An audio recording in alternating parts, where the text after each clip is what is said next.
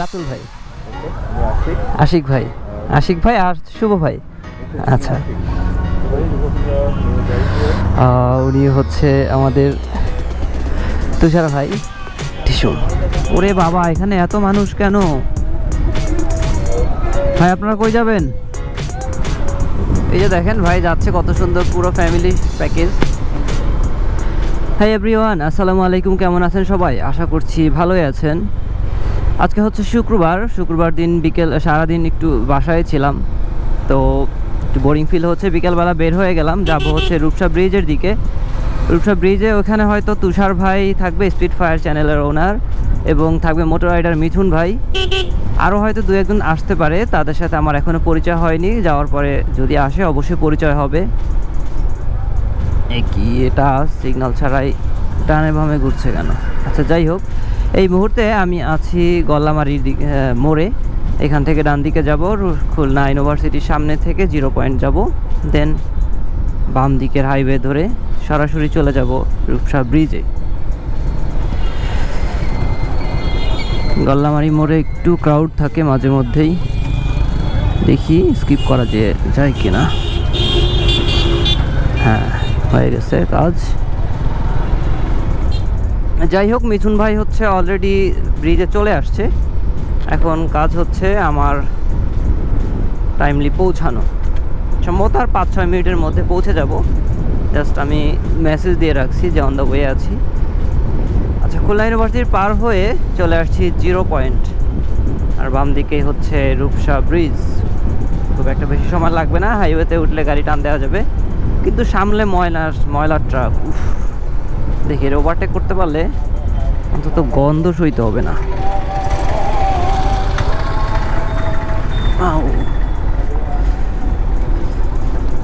বাম দিকে ইন্ডিকেটর দিয়ে দিলাম, এবার রিল্যাক্স আগে পার হয়ে দাঁড়ান। অবস্থা। আচ্ছা, যেহেতু আমি হাইওয়েতে উঠে পড়ছি, গাড়িটা একটু লম্বা একটা টান দিব, সো দেখতে থাকেন আশেপাশের ভিউ।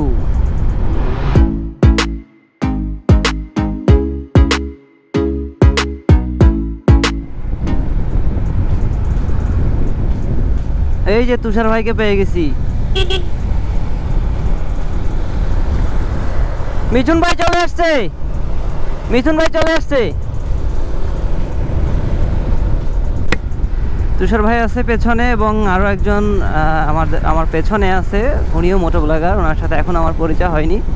দেখি চলেন আগে ব্রিজে যাই, দেন তাদের সাথে সবার সাথে পরিচয় হবে। খুব বেশি একটা জোরে চালাই নাই, কারণ যাদের সাথে মিট করার জন্য যাচ্ছি তারা অলরেডি আমার পিছনে পড়ে গেছে, সেই কারণে আস্তে আস্তেই যাচ্ছি। আর এই মুহূর্তে আমি উঠে পড়তেছি রূপসা ব্রিজে, যেটাকে খানজাহান আলী সেতু বলা হয়। ডান পাশে বাস আছে, না হলে একটু রাস্তার মাঝখান থেকেই যাইতাম। ও বাবা, আমাকে আবার ওভারটেক করতেছে টিভিএসের কি জানো বাইকটার নাম, rider, sorry TVS rider overtake করতেছে। যাই হোক, 125 সিসি হলেও গাড়িটা কিন্তু বেশ ভালো মানের করছে। এখনও চালাই দেখি নাই, যতটুকু শুনতে পাচ্ছি এটা নাকি বেশ ভালো করছে। এবং টিভিএস সবসময় 125 সিসির বাইকগুলোতে হচ্ছে কার্বন করে, মানে অয়েল কুল্ড করে। তো এইটাকে করছে, সরি এয়ার কুল্ড করে, এইটাকে করছে আবার অয়েল কুল্ড। তো ভালোই লাগলো। 125 সিসি সেগমেন্টের মধ্যে, কমিউটার সেগমেন্ট বাইক, সেটার মধ্যে অয়েল কুল্ড দিছে। ইট সাউন্ড গুড। ব্রিজে বাইক রাইড করতে আলাদা একটা প্রশান্তি। আর বিকেলবেলা আবহাওয়াটাও বেশ ভালো লাগছে। আচ্ছা, ভালো কথা, গতকালকে আমি রাতে যখন অফিস থেকে বাসায় ফিরতেছিলাম, সম্ভবত রাত তখন, মানে অফিসের কাজ শেষ করে কিছু জায়গায় একটু ওয়েট করে কিছু লোকজনের সাথে কথাবার্তা বলে দেন আসছি, তখন বাজে রাত 10:30। তো তখন আমি খেয়াল করে দেখলাম বেশ ভালোই ঠান্ডা পড়ছে বাইরে, একটু মৃদু ঠান্ডা হাওয়া, বাইক চালাইলে বেশ হাওয়াটা গায়ে লাগতেছে। আচ্ছা, আমি এখান থেকে ডান পাশের রোতে যাব নাকি বাম পাশের রোতে যাব? কোনো দিকেই যাব না, জাস্ট দাঁড়াই। আমার সাথে যারা আছে তারা কোন দিকে যাবে, কোন সাইডে, সেটা আমাকে একটু দেখতে হবে। এখান থেকে ডান পাশ থেকে হচ্ছে গাড়ি আসে এবং বাম পাশ থেকে গাড়ি যায়। দেন আমি দেখব আমার টিমমেটরা কোন সাইড দিকে যাবে। আচ্ছা, এই ফাঁকে আমি একটু দেখে নিই। ও, মিঠুন ভাই কোথায় আছে? মোটর রাইডার মিঠুন ভাইকে পেয়ে গেছি। আমি এখানেই দাঁড়াই, আর তুষার ভাই ওনারা সবাই পিছিয়ে পড়ছে। আচ্ছা, আমি টোল পার হয়ে দেন ঘুরে আসি। আমি টোল পার হয়ে এই যে লেফট সাইডে যে রাস্তাটা আছে না, এই রাস্তাটায় ঢুকবো বেসিক্যালি। আচ্ছা, 10 টাকা তো খুচরা আমার কাছে মনে হয় নাই, 100 টাকার নোট।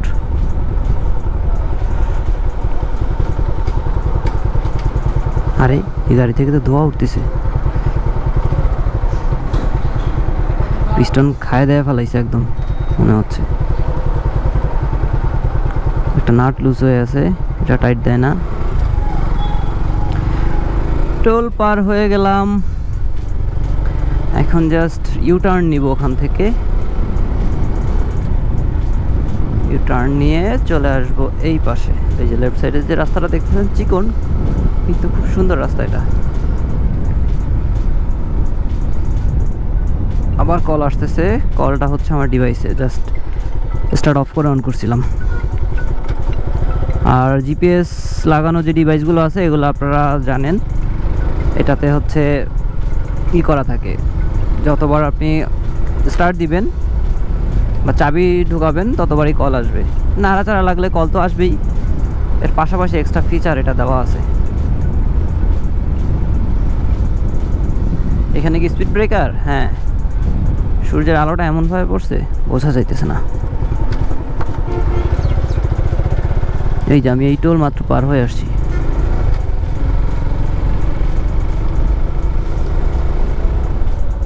ও, ছায়া জায়গায় রাখছে বাইক, আমিও ছায়া জায়গায় ঢুকাই দিই।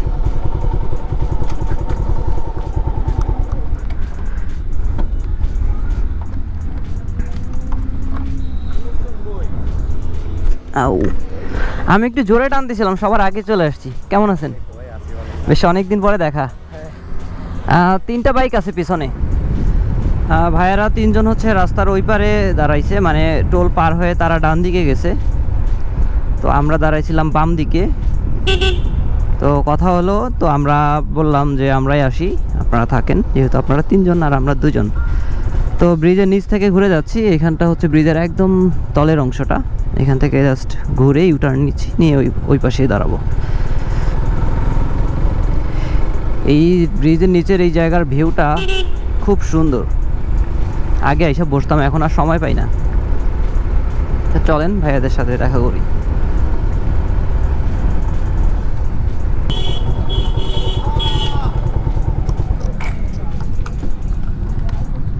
একটু সবার সাথে এখন পরিচিত হই।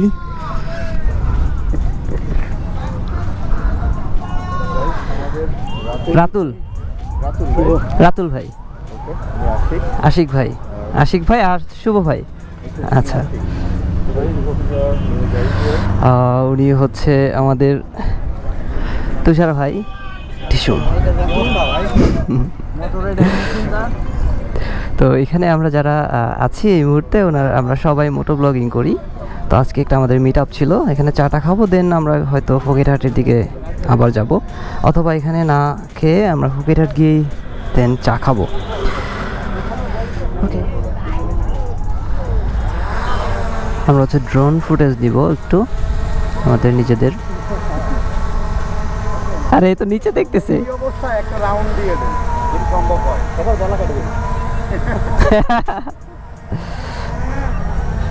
ড্রোন ফুটেজ, ড্রোন থেকে একটা ছবি নিব আমরা, এই কারণে হচ্ছে ড্রোন উড়ানো হচ্ছে।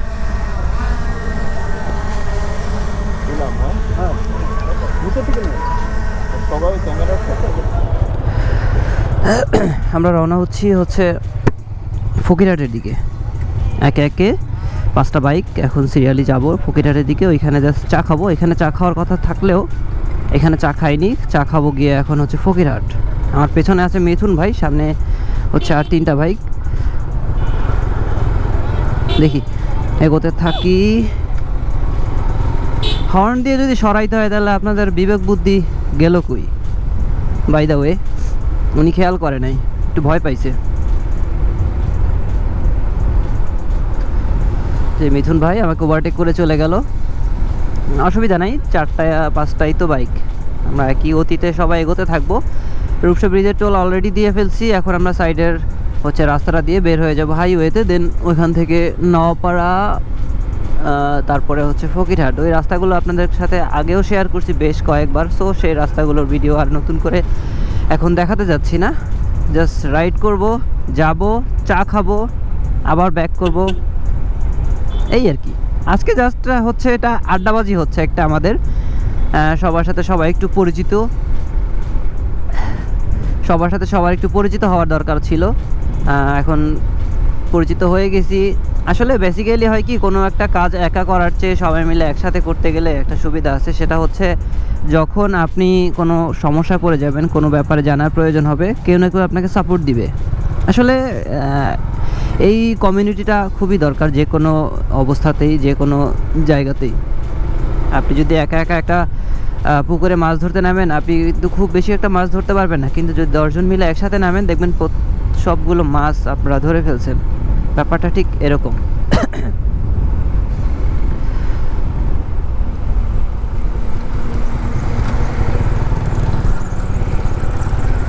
রাস্তা ক্লিয়ার আছে, জাস্ট আমি হাইওয়েতে বের হয়ে গেলাম, আর এখানে আমার ব্লগের একটা অংশ শেষ করে দিলাম। অবশ্য আসার পথে দেন আপনাদের সাথে আবার কথা হবে, চা খাওয়ার সময় কথা হতে পারে। চলেন এগোতে থাকি।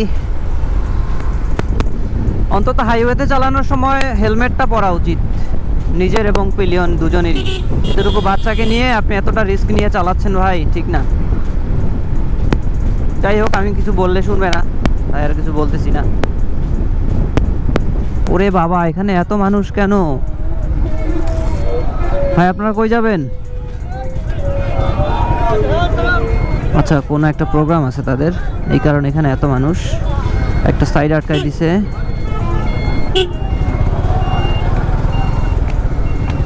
আওয়ামী লীগের সম্ভবত কোনো একটা প্রোগ্রাম আছে আজকে, এখন সেই জন্য কিনা আমি জানি না। যাই হোক, আমরা আমাদের পথে হাঁটতে থাকি। ও হ্যাঁ, যেটা বলতেছিলাম, খুলনা থেকে আপনি ঢাকা যাওয়ার পথে যতখানি ব্যস্ত রাস্তা দেখবেন, তার মধ্যে বেশিরভাগ অংশটাই হচ্ছে খুলনা থেকে কাটাখালী এই রাস্তাটা পর্যন্ত এত পরিমাণে ভ্যান ওলট পালটভাবে চালাবে, দেখবেন আপনার মাথা খারাপ হয়ে যাবে। তখন বাধ্য হয়ে নিজের বাইকের স্পিড এমনিতে কমে আসবে।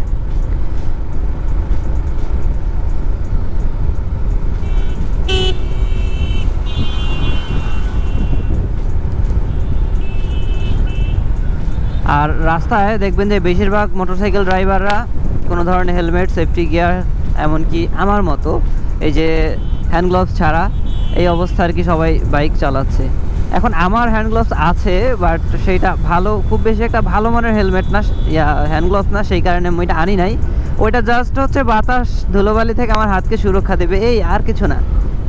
আমি এখন পর্যন্ত মনের মতো একটা হ্যান্ড গ্লাভস পাই নাই, যেটাই নেই, যত ভালো থেকেই নেই না কেন, বাংলাদেশে যা আছে সবগুলো আমার হাতে আনফিট হয়। তো সেই কারণে ওইটা এখন পর্যন্ত নেওয়া হয় নাই। যদি সম্ভব হয় কখনো কোনো জায়গা থেকে পারি, অর্ডার দিয়ে আমি আমার হাতের মতো করে বানিয়ে নিব। আর সেফটি গিয়ার, আসলে সেফটি গিয়ার কিনতেই পারি 1500-1600 টাকা দিয়ে, কিন্তু সেটা কি আমাকে আদৌ সেফটি দিবে আমি জানি না। অনেকের পরামর্শ হচ্ছে কিনলে অবশ্যই একটা ভালো মানের কিনতে হবে, আর আমি সেই কথাটাকে মেনে নিচ্ছি এবং সেই অপেক্ষায় আছি কবে আমার কাছে একটা ভালো মানের সেফটি গিয়ার আসবে।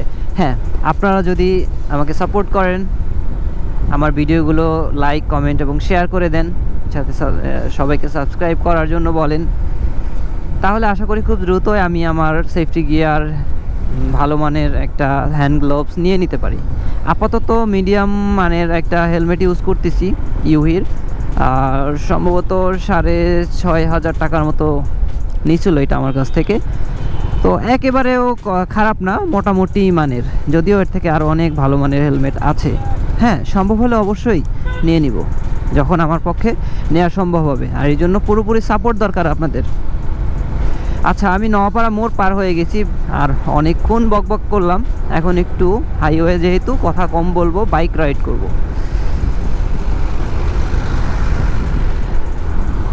এই যে দেখেন ভাই যাচ্ছে, কত সুন্দর, পুরো ফ্যামিলি প্যাকেজ, কিন্তু কারো কোনো সেফটি নাই। আর সব থেকে বড় কথা হচ্ছে ওনার সামনে একটা বাচ্চা বসায় রাখছে। যদি কোনোভাবে একটা দুর্ঘটনা ঘটে যায়, বাচ্চাটার ভবিষ্যৎটা কি থাকবে আর তাদের অবস্থাটা কি হবে। ধরে নিলাম বাচ্চাটা বেঁচে আছে আর সবাই মরে গেছে, কিন্তু বাচ্চাটা এতিম হয়ে গেল। এই কারণে ভাই সব সময় আমি বলি হেলমেটটা অবশ্যই ইউজ করেন, সম্ভব হলে সেফটি গিয়ার ইউজ করেন, তারপরে বাইক রাইড করেন। বাইক অ্যাক্সিডেন্ট খুব মারাত্মক হয়। দেখেন এই ভাই কত সুন্দর হ্যান্ড গ্লোভস ইউজ করতেছে, সিগন্যাল ইউজ করতেছে। হ্যাঁ, তারপরে আপনি স্পিড করেন যদি আপনার কন্ট্রোলে থাকে, কিন্তু স্পিড করে অনেকে আছে স্পিড তুলে ফেলে, কিন্তু সে কোনো ধরনের সেফটি মেনটেন করে না, কোনো ধরনের সিগন্যাল ইউজ করে না। এই হচ্ছে আমাদের অবস্থা। যদি আমরা সবাই একটু সুস্থভাবে বাইক রাইড করা শিখবো, সেই দিন থেকে বাংলাদেশে দুর্ঘটনার পরিমাণ 90% কমে যাবে। আমরা যদি নিজেদেরকে বাঁচাতে না জানি, আমাদেরকে কেউ বাঁচাতে পারবে না। এটাই আসলে মূল কথা। বাইরের আবহাওয়া বেশ ভালোই ঠান্ডা, যদিও একটা ফুল হাতার টি শার্ট পরা আমি আছি, কিন্তু শীতের একটা আবহাওয়া পড়ে গেছে। মনে হচ্ছে যে হ্যাঁ, শীতকাল চলে আসতেছে প্রায় সামনে, রেডি হয়ে যাও, বিষয়টা এরকম। আর এই ঠান্ডা আবহাওয়ার মধ্যে বাইক চালাতে চালাতে চলে আসছি ফকিরহাট। এখন আমরা একটু চা বিরতি নিব, দেখি কোন জায়গাটাতে আসলে দাঁড়ানো যায়। দেন হচ্ছে ডান দিকে সিগন্যাল চলে আসছে, দেখি আস্তে আস্তে রাস্তা ছেড়ে নেমে যাই।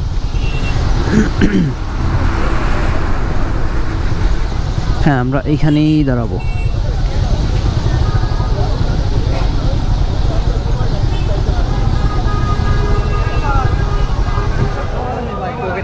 পৌঁছে গেছি আমরা, এখন চায়ের আটা দিচ্ছি। এখানে হচ্ছে এক কাপ তো খাইছে, এখানে মনে হয় আরও এক কাপ খাইছে।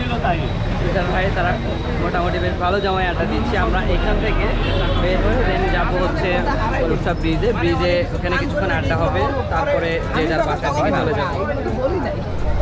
ফকিরহাটে চায়ের আড্ডা শেষ করে আমরা রওনা হচ্ছি খুলনার দিকে। অবশ্য আমরা রূপসা ব্রিজের উপরের দিকে আমরা এখন একটু গিয়ে ওইখানে বসবো, আড্ডা দিব। আমাদের যার যার চ্যানেল আছে, চ্যানেল সম্পর্কে একটু কিছু আলোচনা থাকবে আমাদের, কিভাবে চ্যানেলকে গ্রো করা যায়, কিভাবে ভালো কন্টেন্ট করা যায়, ইত্যাদি ইত্যাদি বিষয়গুলো নিয়ে আলোচনা থাকবে। দেন হচ্ছে যার যার মতো করে বাসায় যাব। তাহলে আপনাদের সাথে আরও একবার দেখা হবে রূপসা ব্রিজ ওঠার সময়। ব্রিজের আড্ডা শেষ করে এখন আমরা যার যার বাসার দিকে যাচ্ছি। তবে হ্যাঁ, আমরা একটু ইকবাল ভাইয়ের সাথে দেখা করতে যাব, মোটরসাইকেল মেকানিক। ওনার সাথে দেখা করে দেন বাসায় ঢুকবো। আর ওইটা আর ব্লগে আসতেছে না, এখানে আমাদের ব্লগটা আমরা শেষ করব।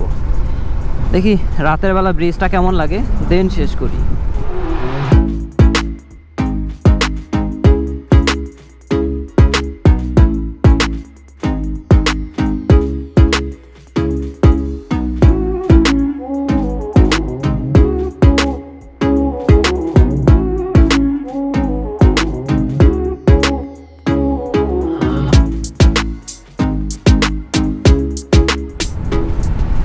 সো ভিউয়ার্স, আমরা এখন ব্যাক করতেছি বাসার দিকে।